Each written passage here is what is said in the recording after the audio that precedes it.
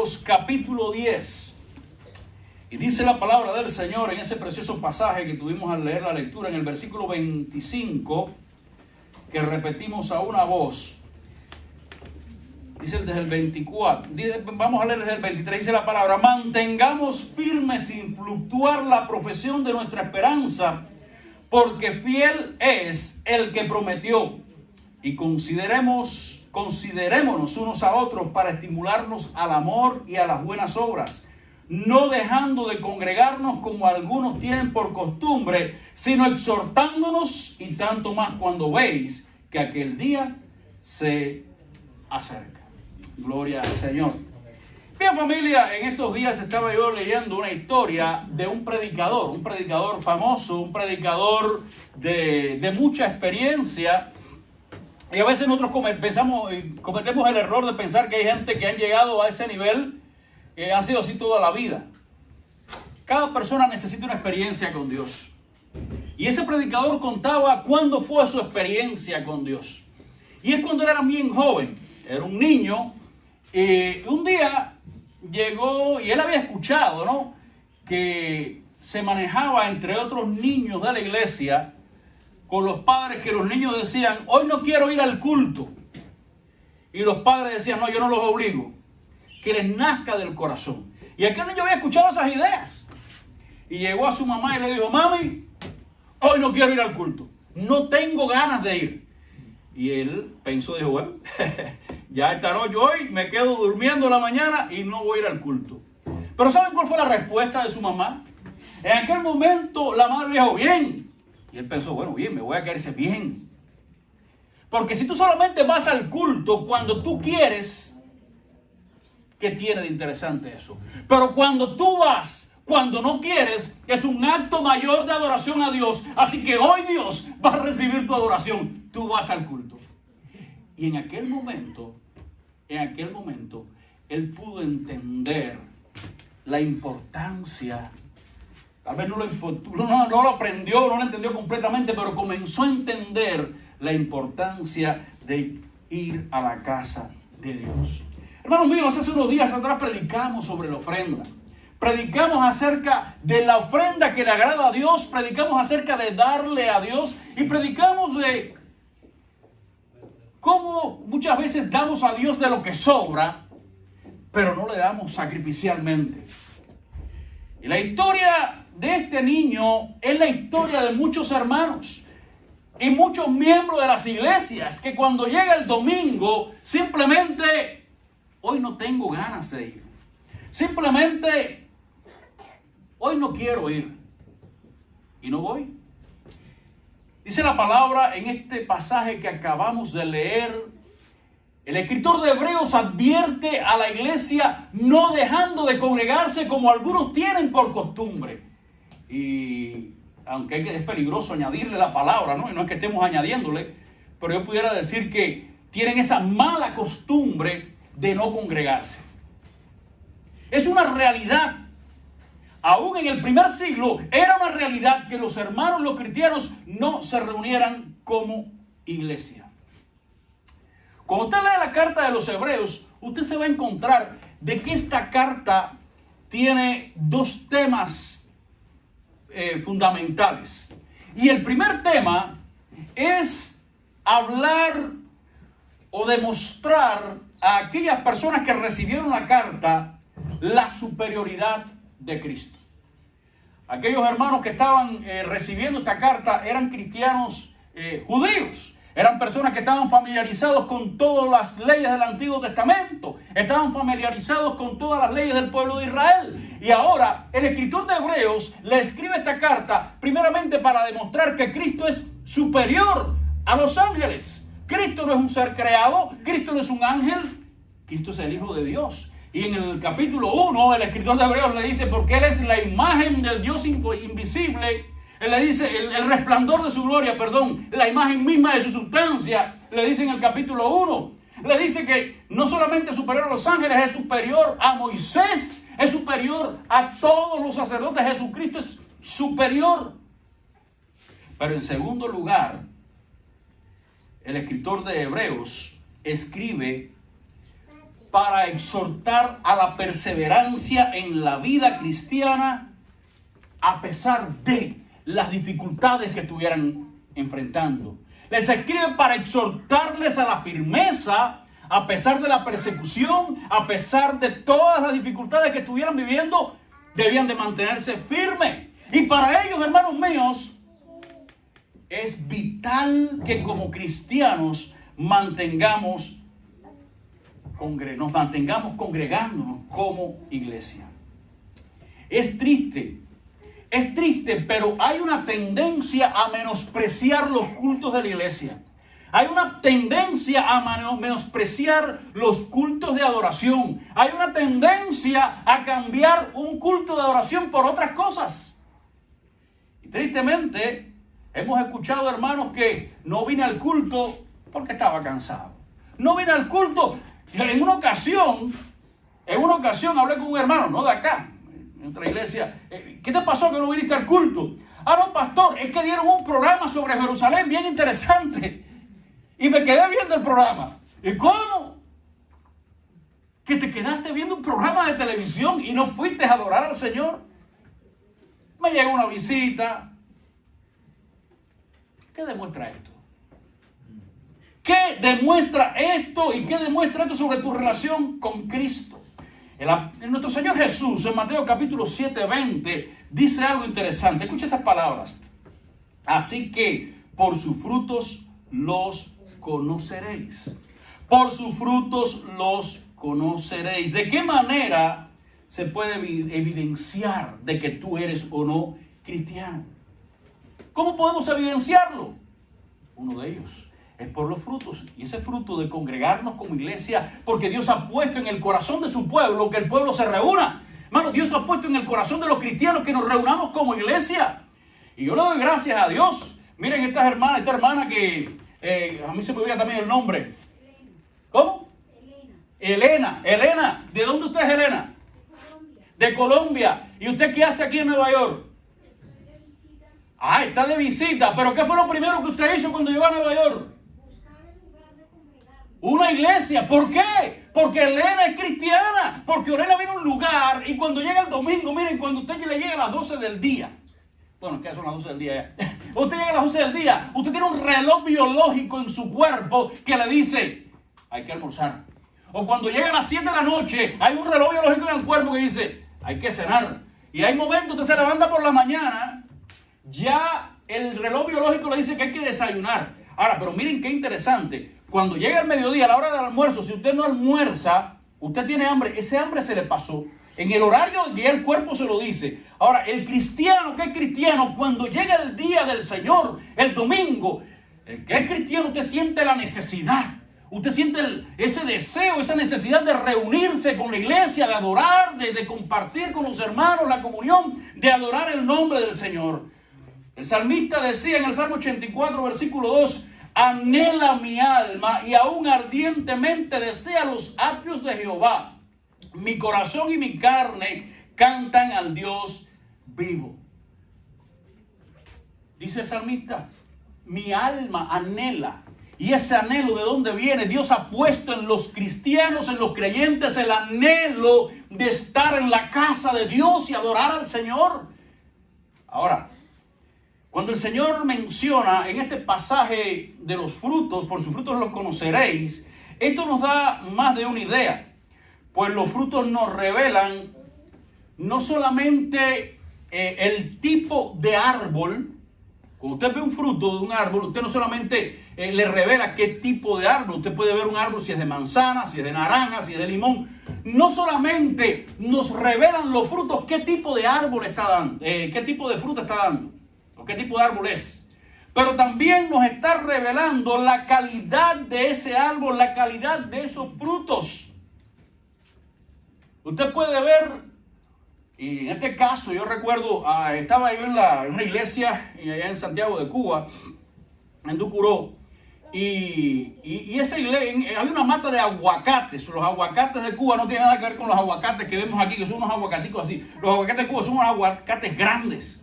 Pero aquella mata no daba casi aguacates, y cuando los daba, eran aguacates que estaban pequeños y llenos de unas pintas oscuras y se caían nuevos. y daba fruto. Cualquiera que decía, sí, eso dio su fruto, pero se cayó fuera de tiempo y estaban malos. Y entonces buscamos a un hermano de la iglesia que era especialista en estos asuntos. Y dice, yo creo que esta mata tiene parásito.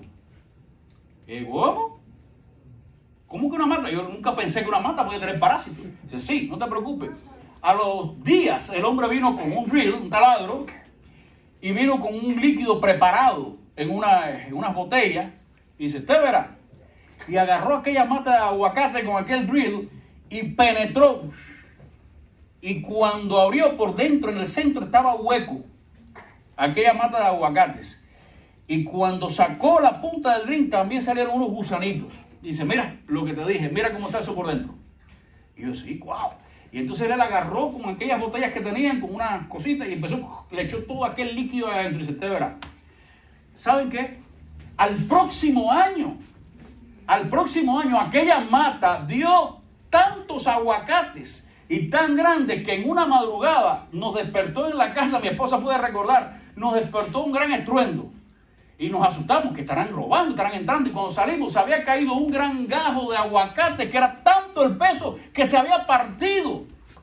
Se había partido. Ahora, ¿qué queremos decir con esto, hermanos míos? Los frutos en nuestra vida van a revelar no solamente si somos cristianos, sino van a revelar cuál es nuestra vida espiritual, si estamos enfermos o no. Y hay cristianos, hermanos míos, que simplemente menosprecian reunirse como cristianos, menosprecian los cultos de adoración.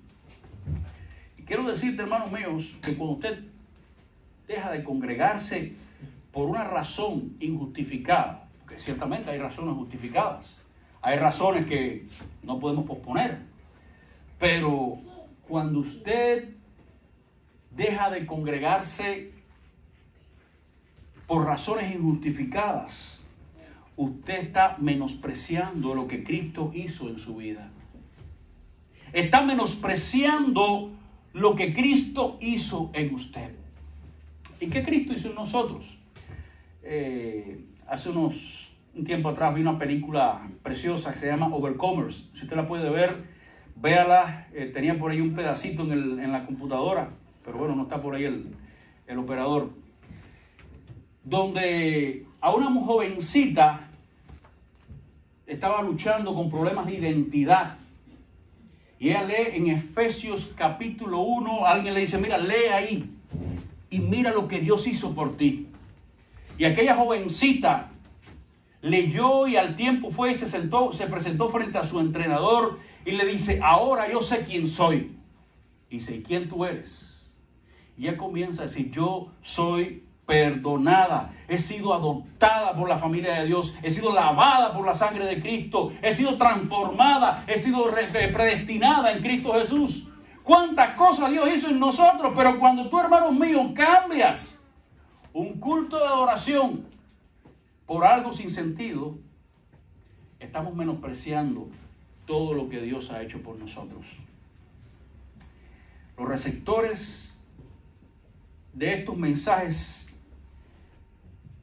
eran bien conocedores del Antiguo Testamento. Ellos tenían un amplio conocimiento de todas las leyes y ellos sabían lo que significaba entrar al lugar santísimo. Sabían que este privilegio solamente era para el sacerdote una vez al año. Pero ahora el escritor de Hebreos les está enseñando, les está mostrando de que en Cristo tenemos libre acceso al trono de la gracia. Libre acceso a la presencia de Dios. Y que cuando nos reunimos como iglesia, cuando nos reunimos para adorar al Señor, Dios está presente.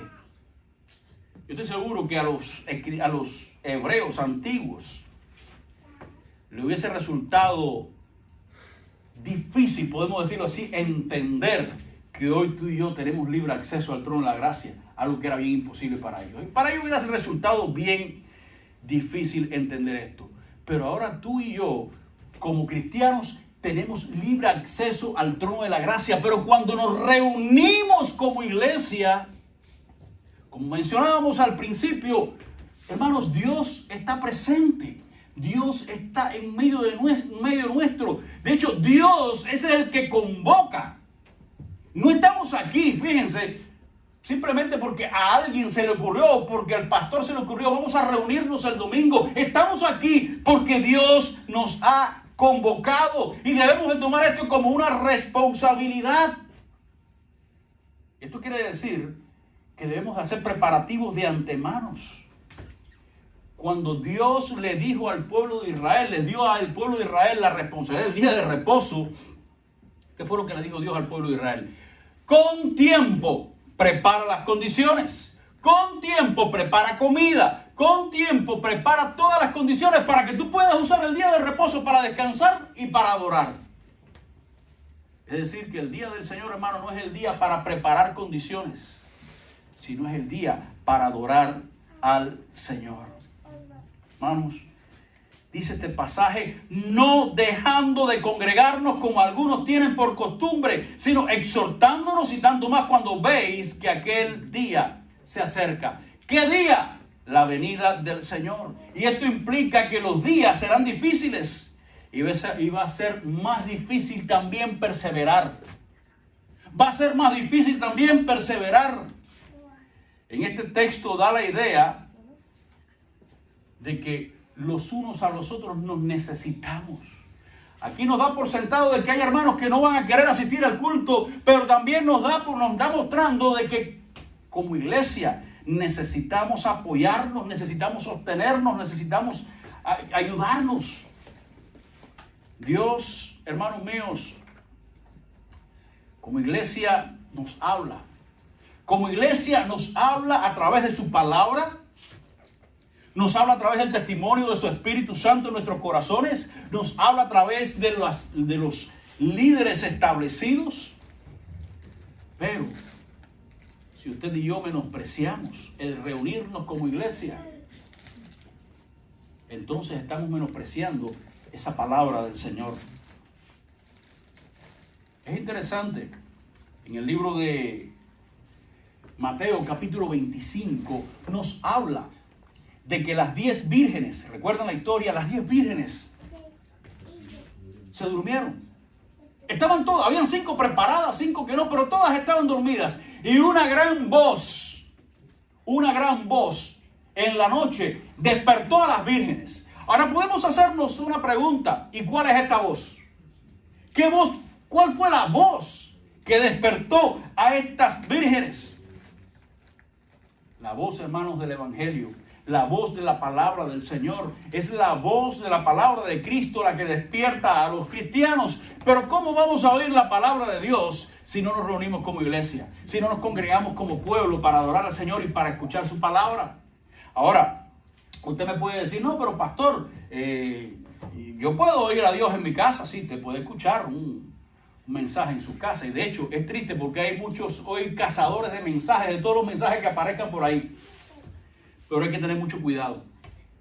Hay que ser muy cuidadoso porque hay muchos habladores por allí predicando cosas extrañas que no son palabra de Dios. Y quiero decirte que la palabra del Señor, mira como dice, la Biblia nos dice que la palabra de los maestros, la palabra de los sabios son como aguijón, como clavos bien puestos, son sus colecciones de dichos, dados por un solo pastor. Eclesiastés 12:11. Escucha nuevamente esta palabra. Eclesiastés 12:11. Las palabras de los sabios son como aguijones, como clavos bien puestos, son sus colecciones de dichos, dados por un solo pastor. No es malo escuchar otros mensajes, no es malo escuchar otras predicaciones, pero tenemos que ser bien cuidadosos. Bien cuidadosos. En cierta ocasión, un hermano se acercó a otro y estaban hablando sobre el tema de reunirnos como iglesia, de los cultos, de la adoración. Y aquel hermano le dice al otro, no, ¿sabes qué? Yo llevo muchos años de ser cristiano y en mi vida he escuchado más de 30,000 sermones. Y de muy pocos me acuerdo. ¿Para qué voy a seguir escuchando? A lo que el otro hermano le respondió lo siguiente. y le dijo: llevo más de 30 años casado con mi esposa y cada día me prepara la comida. Ahora me acuerdo simplemente de dos o tres momentos especiales, pero sí estoy seguro de algo, de que lo que me ha mantenido vivo y fuerte es la comida que ella me da todos los días. Hermanos míos, tal vez tú no te puedas acordar del mensaje del sermón que predicamos el domingo pasado o el antepasado, pero sí te voy a decir algo. Es ese alimento el que te ha mantenido todavía fuerte y te ha mantenido con tu vitalidad espiritual. Ese alimento que tú recibes también aquí los domingos. Es triste porque uno de los principales síntomas de alguien cuando se está apartando del Señor es el dejar de congregarse. Y empezamos a buscar motivos para justificarnos. Y repito la idea, no estamos hablando de faltar por motivos justificados. Estamos hablando de cuando no venimos al culto por motivos sin sentido. Y uno de los primeros síntomas de que alguien se está apartando del Señor es dejar de venir a los cultos. Es dejar de congregarte. Es alejarte de la reunión con los hermanos. Es el primer síntoma. Y como decíamos, empezamos a buscar motivos. No, porque el hermano Godoy no me saludó, el pastor no me quiso decir tal cosa, Samuel cuando cantó, y empezamos a buscar motivos. Déjame hacerte una pregunta: ¿por qué tú vienes al culto? ¿A qué tú vienes al culto? Te voy a decir, tú vienes al culto a adorar al Rey de Reyes. Tú vienes al culto a adorar al Señor. Tú vienes al culto aquí a exaltar la grandeza de aquel que te dio vida, aquel que te rescató cuando estabas muerto en tus delitos y pecados. Así que no mires a los hombres, no mires a las personas que están a tu lado. Alguien decía: yo no voy a la iglesia porque la iglesia está llena de hipócritas. A lo que alguien le respondió: no te preocupes, que hay lugar para uno más. Hermanos míos, tristemente estamos muchas veces mirando a nuestros hermanos, mirando los problemas, pero la palabra del Señor nos dice: no dejando de congregarse como algunos tienen por costumbre. Es una mala costumbre que muchos tienen, simplemente de dejar. Hermano, cuando yo ahora te digo a ti: voy a hacer una comida en mi casa. Voy a hacer una comida en mi casa y te voy a invitar. Y tú me dices: perfecto, ¿cuándo? El jueves a las 2 de la tarde te espero en mi casa. Y nos ponemos de acuerdo. Y tú me dices: sí, voy. Y yo preparo todas las condiciones. Y preparo todo. Y entonces el jueves en la noche tú me dices: no pude ir. Yo me quedé esperando con todo listo. Y dice: no pude ir. ¿Y por qué no pudiste ir? Es que me cogió tarde. ¿Qué usted considera eso? ¿Qué usted pensaría que es eso? Una falta de respeto. Es una falta de respeto a mi persona. Ahora, ¿cuánto más? Dios ha convocado. Dios te ha dicho: yo quiero reunirme contigo en mi mesa. Aquí estoy. Estoy esperando por ti. ¿Cómo tú crees que Dios toma cuando nosotros simplemente o estamos cansados, porque se me olvidó, me cogió tarde, no sé? Hay motivos, les repito, motivos justificados. Pero por un motivo injustificado dejamos a un lado un culto de adoración. Mis amados, la palabra del Señor es clara. En estos últimos tiempos, muchos apostatarán de la fe. El quitar el lugar crucial que tiene para Dios la iglesia es cambiar y reinterpretar, podemos decir así, el evangelio. Para Dios, su iglesia tiene un lugar especial. Por ella, Cristo murió en la cruz del Calvario. Y Dios anhela que como iglesia nos podamos reunir, nos podamos congregar y podamos adorar al Señor como familia. Dios lo ha dispuesto así. Dios nos ha dicho: yo convoco, solamente tú ven. Cuando menospreciamos esto, cuando lo dejamos a un lado, entonces, hermano, le estamos faltando el respeto a Dios. Le estamos faltando el respeto a nuestro Señor. Pensemos, hermanos, en esta palabra, en este mensaje que Dios nos está dando, no dejando de congregarnos como algunos tienen por costumbre, sino exhortándonos, y tanto más cuando veis que aquel día se acerca. Aquel día se acerca, ciertamente, ya está a las puertas. Es un buen momento para meditar y reforzar más nuestras asistencias a los cultos. Que Dios te bendiga, hermano, en esta mañana. Y Dios permita que cuando Cristo venga, nos encuentre a todos unidos adorando su nombre. Que Dios te bendiga.